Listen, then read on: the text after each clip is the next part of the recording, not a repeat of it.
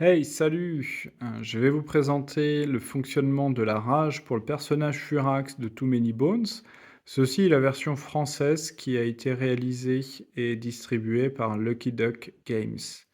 Alors, Furax est un personnage que j'apprécie beaucoup puisqu'il est très très polyvalent et peut se jouer de plein de manières différentes. Et le système de rage est un des métiers qui apporte de la polyvalence à Furax, puisqu'il va vous permettre soit d'accélérer votre plan B, soit de gagner des points, de vous soigner, ou soit d'augmenter, les points de dégâts que vous allez réaliser à chacune des attaques. Donc c'est, cette polyvalence qui est intéressante et qui peut être et qui peut justifier de développer et de dépenser des points d'entraînement pour développer, plus en avant le système de rage. Donc, avant de rentrer plus dans le détail dans le système de rage, je vous montre juste la configuration de Furax lorsque vous commencez une partie, avant même de dépenser des points d'entraînement. Donc Furax commence avec 3 dés, il commence avec son dé de rage puisque c'est sa caractéristique innée. Il commence avec un compteur de H à 0 et avec un compteur de mort à 0. Alors, parlons du fonctionnement de la rage. Donc la rage, on va retrouver un dé qui va être utilisé sous forme de compteur. On commence toujours la partie sur la phase 1.0 et à chaque fois qu'un effet le permet, on va augmenter de 0,2. Jusqu'à... et à chaque face, on a une possibilité d'activer la face, j'y reviendrai. Jusqu'à la phase 2.0 qui malheureusement n'a aucun effet, si ce n'est de vous demander de rebasculer sur 1.0. Donc en fait, on n'a que 4 phases qui vont permettre de débloquer les capacités et 2 phases qui sont des phases qui vont avoir aucun impact, si ce n'est de vous faire perdre du temps. Donc, lorsque l'on commence un combat, la première chose à faire, c'est je prends mon dé de ma zone de compétence et je le positionne dans ma zone active. Ce qui veut dire aussi que si on trouve un baddie qui a par exemple l'effet malice, il va pouvoir vous obliger de défausser votre dé puisqu'il se trouve dans la zone active. C'est pour ça que c'est très important de le déplacer de la zone de compétence à la zone active, puisque c'est bien parce qu'il est dans la zone active que vous allez pouvoir l'utiliser. Ensuite, quels sont les éléments qui vont vous permettre de progresser dans le compteur de la rage? Donc, il y en a 2. Le premier, c'est je réalise une attaque, je progresse de 0,2. Imaginons mon premier tour, je réalise une attaque, je vais à 1.2, et puis mon tour est terminé, et puis peut-être que c'est le tour de vilain. La deuxième manière, c'est de prendre des dégâts. À chaque dégât que je prends me demande et m'oblige d'augmenter de 0,2 mon dé. Donc imaginons, je prends 3 dégâts, je perds 3 points de vie, donc je vais devoir augmenter mon dé de 3 fois 0,2, c'est-à-dire 0,6. Comme j'ai commencé à 1.2, j'augmente de 3, 1.4, 1.6 et donc 1.8. Et si, à mon tour, si un autre vilain joue, m'attaque et me fait perdre, par exemple, 2 points de vie, je vais aller sur la phase 2.0 et elle restera bloquée à 2.0. Je ne peux pas aller plus loin que 2.0 si je n'ai pas débloqué les autres des rages. Donc qu'est-ce qui se passe quand je suis à 2.0? Je vais devoir attendre la fin de mon prochain tour. Donc si c'est arrivé en dehors de mon tour, ce sera à la fin de mon prochain tour que je vais pouvoir basculer, remettre mon compteur à 1.0 et redémarrer à 1.0. Si c'est arrivé durant mon tour, je le fais à la fin de mon tour. Quoi qu'il en soit, le fait d'être à 2.0 et de rebasculer à 1.0 ne me permet pas d'utiliser une phase. Par contre, je conserve mon dé. Ensuite, si j'arrive, si durant mon tour de jeu, imaginons j'ai mon compteur qui est 1.4, je peux décider d'utiliser mon dé de compétence pour gagner 2 bones. Dans ce cas, je prends mon dé, je le défausse, il ne sera plus disponible pour le reste du combat et je bénéficie des 2 bones. Donc, comme beaucoup de dés de compétences, ils sont à usage unique. Et donc, quand j'utilise ma rage, elle n'est plus disponible pour le restant de la partie du combat. Donc, voilà le fonctionnement du dé rage de base, hein, c'est-à-dire que si vous ne développez pas ce métier-là durant la suite de vos entraînements, ben, vous allez rester avec ça, et c'est-à-dire que c'est un dé qui va soit vous permettre d'avoir des bonus de bones, et ce que je n'ai pas dit, il va pouvoir vous permettre sur sa phase 1.8 de tuer en dehors, en plus de votre attaque, un vilain de puissance jusqu'à 1. Par contre, si vous souhaitez développer cette compétence, vous allez pouvoir débloquer 2 dés. Donc vous allez devoir commencer par débloquer le D2, que j'appelle le D 2.0. Et si vous voulez aller encore plus loin et développer la pleine capacité, vous allez débloquer le D3, 3.0. Donc en fait, ces dés-là, qu'est-ce qu'ils ont en termes de caractéristiques? Le D 2.0, il va vous permettre de vous soigner. Donc il va vous apporter cette polyvalence-là.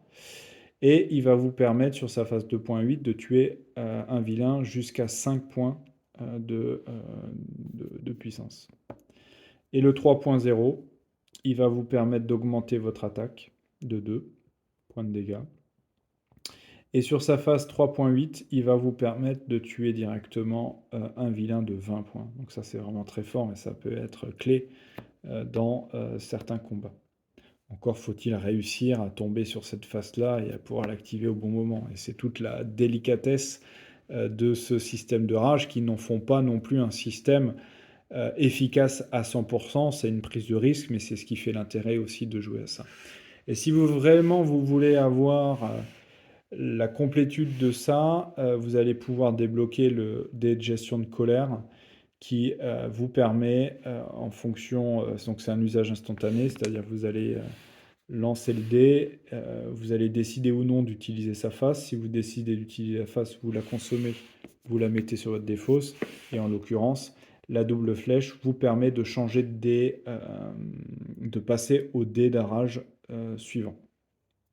Alors que les autres faces sont des chiffres que vous allez pouvoir soit additionner ou soustraire à la valeur actuelle de votre dé de rage. Donc, ce sont les caractéristiques que ces dés de rage vont vous permettre d'acquérir. Le fait d'en avoir plusieurs, ça va vous permettre effectivement que lorsque vous êtes dans la phase 2.0, qui s'appelle la crise de nerfs, et ce qui normalement vous oblige à revenir sur 1.0, ben, si vous avez débloqué le dé 2.0, au lieu de revenir à 1.0, vous allez, donc imaginons je sois à 2.0, j'ai réussi à atteindre 2.0, je prends mon dé rage que je mets sur 2.0, je remplace le dé 1.0 par ce dé 2.0. Le 1.0, je le replace dans mon parti de compétences parce que je ne l'ai pas consommé, je ne l'ai pas utilisé. Et ensuite, je continue mes itérations sur le 1.0. Si j'arrive à 3.0, ben je fais pareil. Si j'ai débloqué mon dé 3.0, je vais le remplacer par mon 3.0 et je repositionne mon 2.0. Jusqu'à ce que je décide de consommer une phase. Si par exemple j'essaie d'utiliser la phase 3.6, je vais mettre dans ma défausse ce dé-là, qui sera plus disponible, et je vais repartir à 1.0 pour la suite du combat. Et ainsi de suite, et je vais pouvoir accéder à mon dé 2.0. Si par exemple, durant le combat, je décide d'utiliser la phase 1.4, parce que je veux utiliser les bones, parce que je veux utiliser mon plan B compteur de H afin de pouvoir augmenter mon compteur de H à 3. Voilà, et bénéficier de 3 H. Ben, du coup, je vais utiliser le dé 1.0 que je vais mettre dans la défausse. Or, si j'ai mis dans la défausse, ma rage n'est plus disponible parce que je suis dans l'incapacité de recommencer avec le dérage 1.0.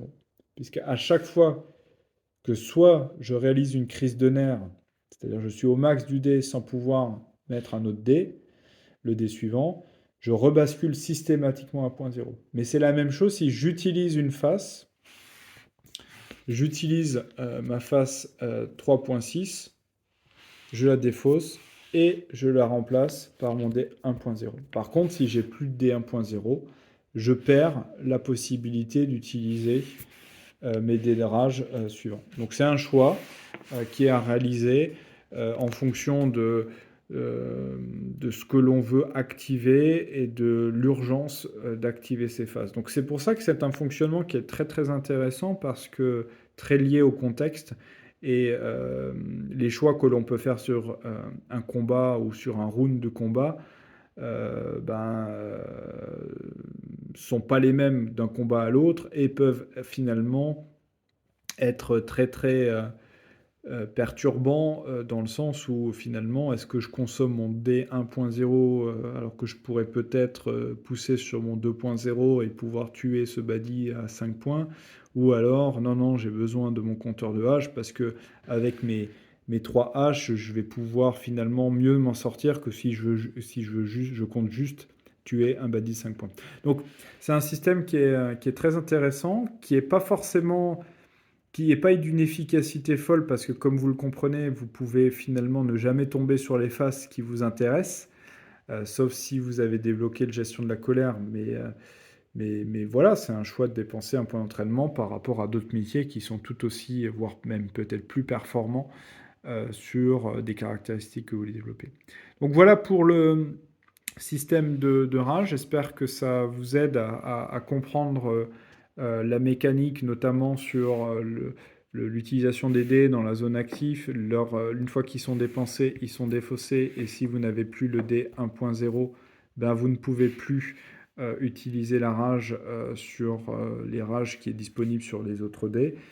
Donc si vous voulez utiliser le mieux possible, il faudrait commencer par le dérage 3.0 à consommer en premier avant le 2.0. Mais personnellement, c'est absolument pas une contrainte que je me donne. Je réfléchis plutôt à ce dont j'ai besoin lorsque je suis dans le combat et ce qui va me permettre de survivre. Et c'est pas forcément le D3.0, le D3.0, et c'est peut-être même parfois plus souvent le D2.0 avec la santé qui peut être clé à débloquer. Voilà. Alors peut-être à une prochaine pour une autre vidéo qui présentera notamment d'autres métiers de ce personnage très très attachant et très intéressant à jouer.